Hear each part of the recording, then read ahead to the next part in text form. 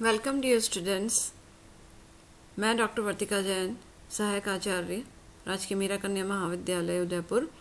और आज इस वीडियो में हम बोरहाविया के तने के इंटरनल स्ट्रक्चर के बारे में पढ़ेंगे as a practical exercise. It is part of BSc second year botany. तो हमने पहले भी देखा कि बॉटनी के इस बार practical exercise second year syllabus में हमें taxonomy, embryology, anatomy, economic botany, ethnobotany, genetics, biostats और प्लांट ब्रीडिंग से कुछ एक्सरसाइजेज करनी है। और हमने एनाटॉमी की प्रैक्टिकल एक्सरसाइज शुरू की थी, जिसमें हमने नेक्टेंथिस के तने में प्राइमरी एब्डोमिनल स्ट्रक्चर के रूप में कॉर्टिकल वेस्कुलर बंडल को देखा था। बिग्नोनिया में हमने सेकेंडरी एब्डोमिनल स्ट्रक्चर के रूप में फ्लोएम वेजेस को देखा था। और आज इस वीडियो में हम बोरहाविया के तने का अध्ययन करेंगे और देखेंगे कि उसमें किस प्रकार की एब्नॉर्मल स्ट्रक्चर्स मिलती हैं। तो बोरहाविया डिफ्यूज़ा, इस पौधे को आपने ज़रूर देखा होगा और ज़मीन पर प्रोस्ट्रेटली ये पौधा ग्रो करता है, जैसे आप यहाँ देख रहे हैं। इसकी हैबिट तो जनरली आपको बारिश के दिनों में तो बहुत लग्जरेंटली ग्रो करता है, इवन उसके बाद भी नवंबर, दिसंबर, जनवरी तक भी ये ग्रो करता हुआ दिखता है। और इसका ये जो स्टेम है, इस स्टेम का हम सेक्शन काटते हैं जो कि सर्कुलर ही दिखता है आपको, न कि आपको बिग्नोनिया के जैसे या नेक्टेंथिस के जैसे क्वाड्रेंगुलर दिखता है। और इस बोरहाविया को पुनर्नवा के नाम से भी जानते हैं। नेक्टेजेनेसी फैमिली का मेंबर है और एक बड़ा ही महत्वपूर्ण औषधीय पौधा है और इसकी सब्जी बना के भी खाई जाती है। इसको एज ए वेजिटेबल भी यूज़ किया जाता है। तो जो बोरहाविया है उसके स्टेम को हम लेंगे और उसका TS काटेंगे। तो जब आप उसका अनुप्रस्थ काट काटेंगे तो अनुप्रस्थ काट बाहर से देखने में आउटलाइन जो डायग्राम यानी आरेखीय डायग्राम जो दिख रहा है वो लगभग सर्कुलर आपको दिख रहा है। और जो मुख्य बात इसमें दिख रही है कि आपको ये जो पिथ होता है जनरली, उस पिथ के अंदर आपको सेंटर में बंडल, वेस्कुलर बंडल पड़े हुए दिख रहे हैं और इन बंडल्स को मेडुलरी वेस्कुलर बंडल कहते हैं।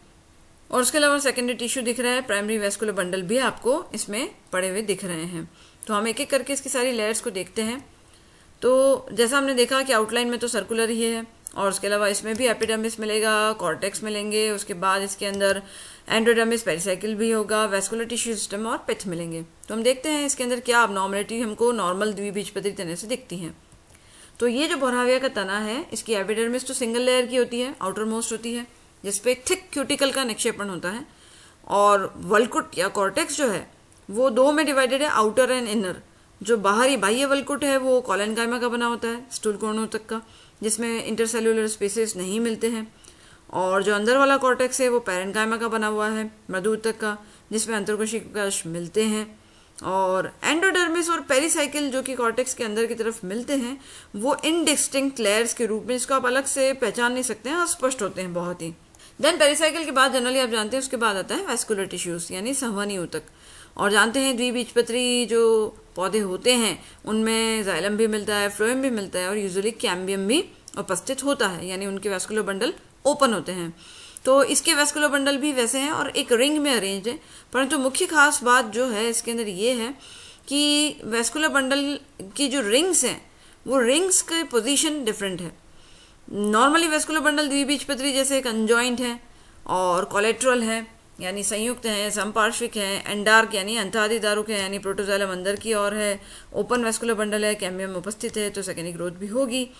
अब हम देखते हैं इसकी वेस्कुलर बंडल्स की जो रिंग है वो किस प्रकार से है। सबसे अंदर वाली जो रिंग है, इनर मोस्ट रिंग, वो बिल्कुल पिथ के बहुत पास होती है और उस रिंग में खाली दो ही वेस्कुलर बंडल होते हैं। तो आपने जैसा देखा था कि इसके सेंटर में आपको दो बंडल दिख रहे हैं।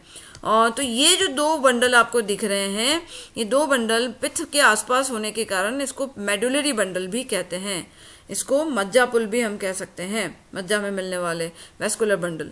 तो ये एक खासियत हो गई कि पिथ के अंदर आपको बंडल दिख रहे हैं जो कि जनरली नहीं मिलते हैं। जैसे आपने निक्टेंथिस में देखा था, कॉर्टेक्स में वेस्कुलर बंडल मिल रहे थे, उसको कॉर्टिकल बंडल कहा। यहाँ मेडुला के पास बंडल मिल रहे हैं इसलिए उसको मेडुलरी बंडल कह रहे हैं। तो ये दो बंडल दिख रहे हैं। और उसके बाद जो मिडिल रिंग है, उस मिडिल रिंग में आप क्या देख रहे हैं कि देखिए दो तो आपने ये देख लिए।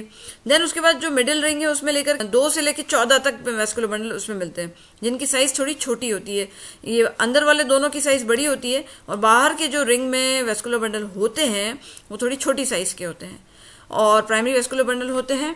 और ये जो रिंग होती है, मिडिल रिंग, ये स्मॉलर होती है और इसमें सेकेंडरी ग्रोथ जनरली नहीं होती है। और सबसे बाहर की जो आउटर मोस्ट रिंग होती है तो उसमें 15 से 20 वेस्कुलर बंडल होते हैं जो इनिशियली तो सेपरेट रहते हैं, परंतु बाद में, और छोटे भी होते हैं, परंतु बाद में कैम्बियम उसमें होता है और वो कैम्बियम सेकेंडरी ग्रोथ डेवलप करता है। और इस वजह से आप देख रहे हैं कि ये आपको पूरा जो जोन दिख रहा है इसमें सेकेंडरी ग्रोथ आपको दिख रही है।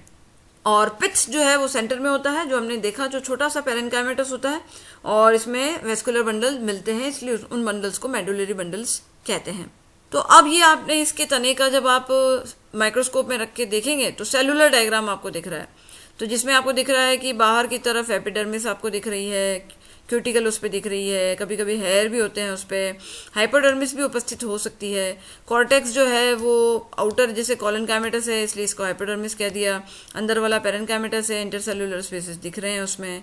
देन उसके बाद जो सबसे जो वेस्कुलर बंडल का जोन जो कि सेकेंडरी ग्रोथ कर रहा है उसको शो कर रहा है, तो जिसमें सेकेंडरी फ्लोएम दिख रहा है, उसके बाद नीचे सेकेंडरी जाइलम दिख रहा है, और देन उसके बाद पित्त का कोशिकाएं आ गई हैं। ये सारी पित्त की कोशिकाएं हैं जो कि मृदु तक की पेरेन्काइमा की बनी हुई हैं। इसमें इंटरसेलुलर स्पेसेस भी दिख रहे हैं आपको, और इस पित्त के अंदर आपको 2 रिंग्स में वेस्कुलर बंडल दिख रहे हैं। अंदर वाली रिंग का जो बंडल है वो तो काफ़ी बड़ा है, और बाहर 2 से लेकर 14 तक छोटे छोटे मेडुलरी वेस्कुलर बंडल इसमें मिलते हैं, जिसमें जाइलम भी है, फ्लोएम भी है, कंजॉइंट है, कोलेट्रल है और एंडार्क भी है। तो खास बात जो इसकी आपको स्पेशल फीचर्स लास्ट में लिखने होंगे वो ये है कि इसके अंदर दोनों ही प्रकार की एब्नॉर्मलिटी मिल रही है, प्राइमरी भी और सेकेंडरी एब्नॉर्मलिटी भी। प्राइमरी एब्नॉर्मलिटी तो आपने देख लिया, क्योंकि पित्त के अंदर वेस्कुलर बंडल का मिलना एक प्राइमरी एब्नॉर्मलिटी को शो कर रहा है, क्योंकि जनरली आप नहीं देखते हैं। तो प्राइमरी एब्नॉर्मलिटी के रूप में इसमें क्या मिल रहे हैं, 2 रिंग्स में मेडुलरी वेस्कुलर बंडल मिल रहे हैं। तो एक तो ये हो गया प्राइमरी एनॉमली के रूप में मेडुलरी बंडल्स का मिलना। दूसरी जो खास बात है वो ये है सेकेंडरी एब्नॉर्मलिटी भी मिलती है। सेकेंडरी एब्नॉर्मलिटी का तात्पर्य क्या है, द्वितीयक वृद्धि के दौरान जो असंगत संरचनाएं उपस्थित होती हैं उसे द्वितीयक असंगत संरचनाएं या सेकेंडरी एनॉमलस स्ट्रक्चर कहते हैं।